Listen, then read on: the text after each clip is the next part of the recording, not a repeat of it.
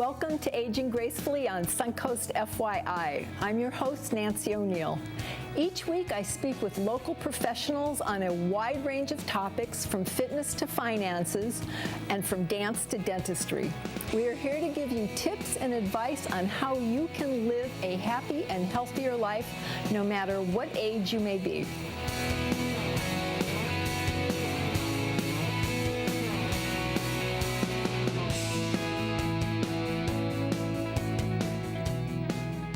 We're starting the show today with Lori Augustiniak, and Lori is the owner of Horizon Insurance. She has some more tips on all things insurance for us. Welcome back. Thank you, Nancy. Now, for example, we've been talking about a lot of different kinds of insurance, but today we're going to talk about putting a new roof on your house. Yes. Okay, everybody thinks when they put a new roof on their house that their insurance will go down. But you've told me in some conversations that that's not true. So right. What should a viewer, a homeowner, be on the lookout for? So after Hurricane Andrew, the building codes changed here in the state of Florida. Mm-hmm. They wanted to build homes, safer and more resistant to the hurricanes. So they have instructed the insurance companies that if homes are being better built, that they want to offer discounts to homeowners, and that's the wind mitigation discount. So you'll hear your insurance right. agent talk about this wind mitigation form, mm-hmm. and they'll say, oh, you put a new roof on, you're going to get a discount. Yes and no. You have to be careful. If you've already got the credits from an existing wind mitigation, and then you go and put on a new roof, if the new roof has clips versus your old roof who had wraps, then your discount could actually decrease. Really? And yeah, so unfortunately we've had clients, come to us, they're all excited, hey, I got a new roof, and they send us in their form and we send it to the insurance company, and then the client gets a bill. Right. And they're like, wait a second. Right. You told us it was going to go down. Right. So it's very important that you have that conversation with your agent before getting the roof. Before getting the roof. Before getting the roof. These are things to know because it's true. I mean, in my neighborhood, so many people have gotten new roofs, and I'm going to need one soon. Right. And when you ever told me that, I'm like, oh my gosh, I did not know these things. Right. So right. Go to your insurance agent, yes. and ask those very important questions. Yes. Okay. Yes. So that covers the roof. Now we also have things like water damage. What are we looking out for there? Are there certain things that are covered, aren't covered? Sure. So there's different types of water damage. The homeowner's policy is not meant to be a maintenance policy. So it is your responsibility as a homeowner to properly maintain your home. Mm-hmm. One of those ways is with the washing machine hose. Mm-hmm. That is a very common water loss. You come sure. home and your laundry room is flooded, sure. right? Or dishwasher? Dishwasher, yeah. Okay. We have some insurance companies. So keep in mind, when you get your homeowner's insurance, mm-hmm. the insurance company will come out and inspect your home. Sometimes it's just an exterior drive-by, sure. so to speak. They'll sure. walk around the premises. Sometimes it's interior. And we do have, some of our companies will they'll carry around washing machine hoses. And if they see that yours is worn, they'll replace it. They'll give you a new one. They actually recommend, 3 to 5 years. To change it. Yes. Okay. Yeah. Now, flood insurance. Obviously, there's a lot of us that live in coastal areas right. right here. Right. So what about flood insurance? That's not automatically covered, is it? No. Flood insurance is not covered on your homeowner's policy. It's an additional mm-hmm. Policy. Now, we do have some companies that are offering endorsements, an add-on, but it doesn't automatically come. Like, wind, fire can be covered on your basic homeowner's policy. Flood insurance, so many times we hear from customers, oh, I don't live in a flood zone. I don't need flood insurance. Yeah. You live in Florida, you live in a flood zone. It's just whether it's a high risk or low risk. Mm-hmm. And studies have shown that 1 out of every 4 flood claims come from those homes that are in the low risk areas. Okay. 40% of businesses that have a flood claim never reopen because they did not have flood insurance. Okay. So another thing to keep in mind. Now, somebody moves into your home, grandchild, maybe your child, or maybe a relative. Are they covered under your car insurance? So what the car insurance companies look for really is, are they going to have regular access to your vehicle? And how long are they going to be in your home? You know, if they're just here for a couple weeks, then no, you don't necessarily need to add them. But if they are actually moving in and living with you, then yes, you would want to add them as a driver on your insurance policy. Okay. And keeping in that vein, some people are retiring now, want to earn a little bit of extra income. What if they become an Uber driver or a Lyft driver? Do they need additional insurance? So there is an endorsement that many of the companies are now offering, because there is a gap in that coverage. Uber or Lyft, they provide a liability policy for their drivers, but that is once they have a customer in the vehicle. But as the Uber driver, as you're just kind of driving around waiting for that next customer, there's a gap in coverage there where that's where you're going to need that endorsement on your own auto policy. And finally, before we close today, art, jewelry, golf carts, upgrades, all things that you need to be aware of? Definitely. When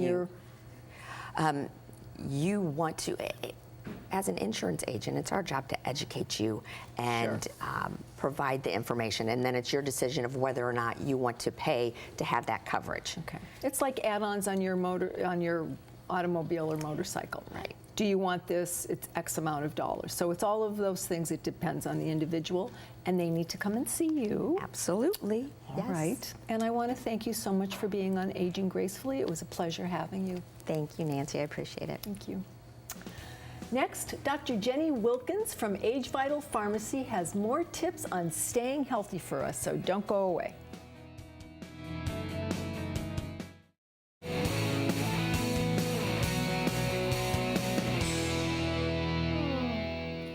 Migraines are the most common and disabling condition reported in approximately 12% of our population.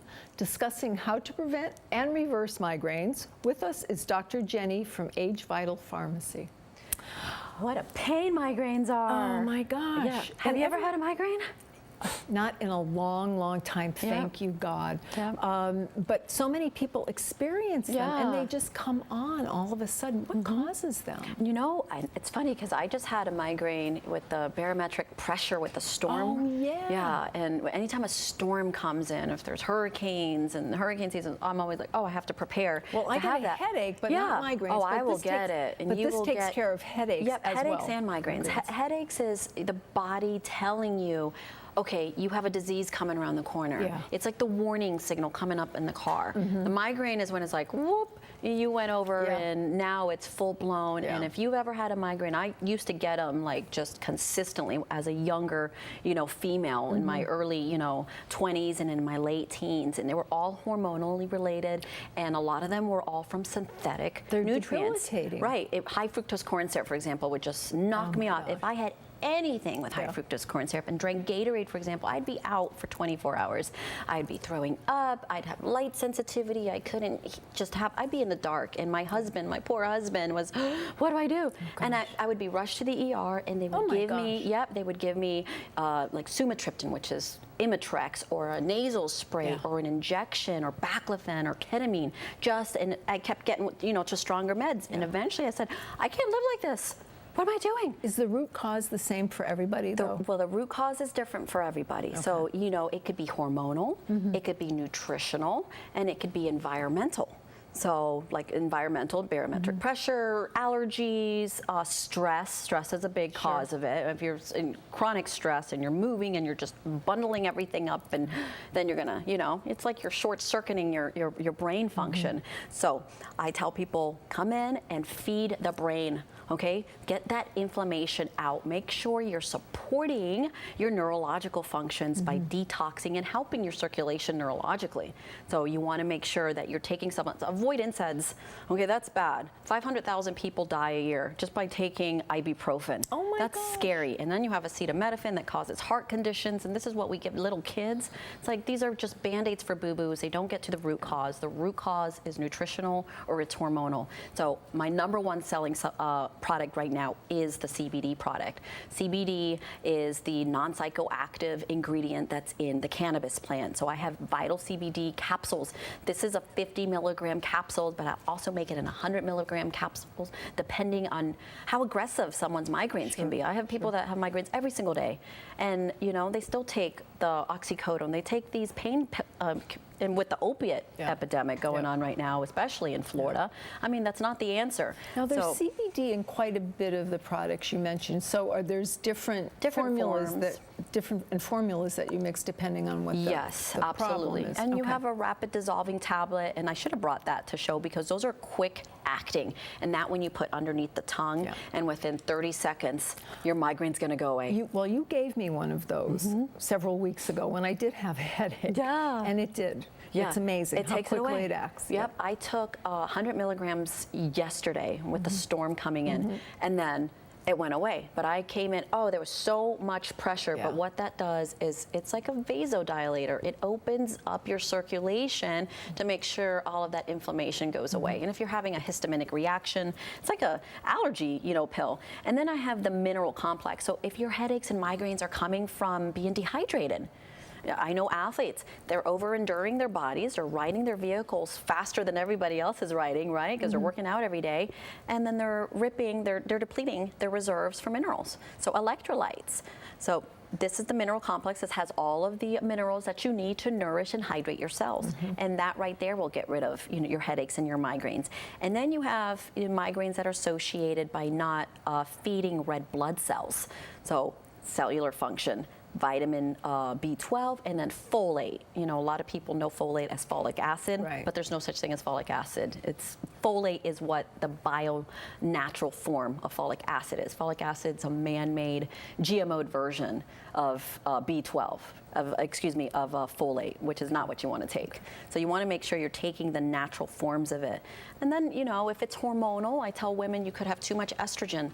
If you have too much estrogen, or if you have thyroid issues, you can get migraines and headaches as well. So if your periods are abnormal and you have heavy menses, then I suggest going to an OBGYN or coming into ageVital to test your hormones. I have at-home testing kits that you can, spit through all day, and it looks at your levels of hormones throughout the whole entire day, seeing where your estrogen is spiking, because women will often get migraines right before menses or right after. So everyone's a little bit different. So is there anything we can do naturally to prevent migraines? Yes. So improving your circulation is what I normally tell people.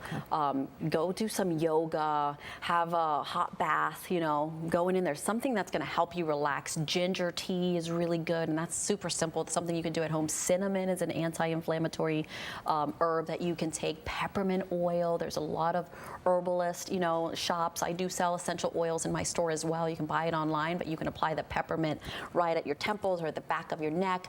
Omega fatty acids, that's really good. So eating more salmon, but yoga is one of my favorites, like just integrating, and it keeps you moving.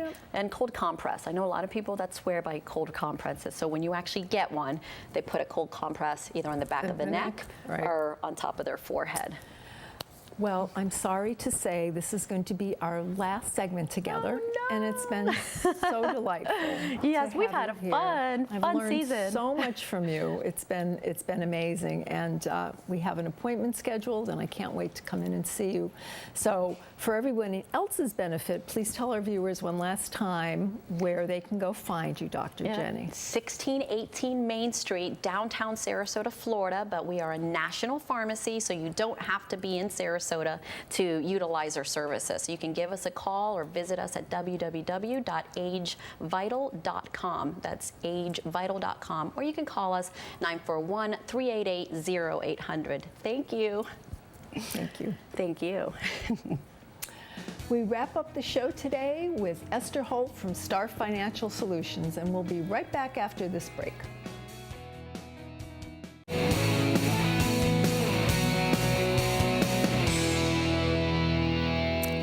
we wrap up our time with Esther Holt, President of Star Financial Solutions, with a discussion on the right way to invest. I can't believe it's been several months that have gone by so quickly. And over the past several months, we've discussed how investments might perform, how to diversify our portfolios, how to save for our children and grandchildren, and so much information you've been giving us, and it's all been wonderful.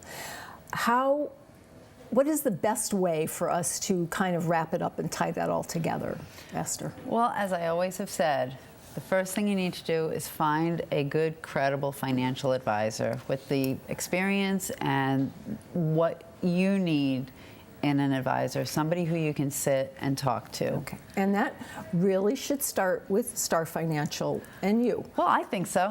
Absolutely. I mean, and I think that's what you do. I mean, just like anything else, a doctor, you want to go get a few opinions. Correct. But, you know, I think hopefully after hearing you all these weeks that our viewers will say, you know, I really like to sit and talk with her. So where are you located? Tell our viewers one more time. I am on the corner of University Parkway and Whitfield, right in the Palmair Plaza, right over the drive-in for SunTrust. All right. Very easy to get to. Very easy. Big parking lot, have an elevator to go upstairs, very easy. Excellent. Okay, so how should people tie everything up together that you've taught us over these past several months?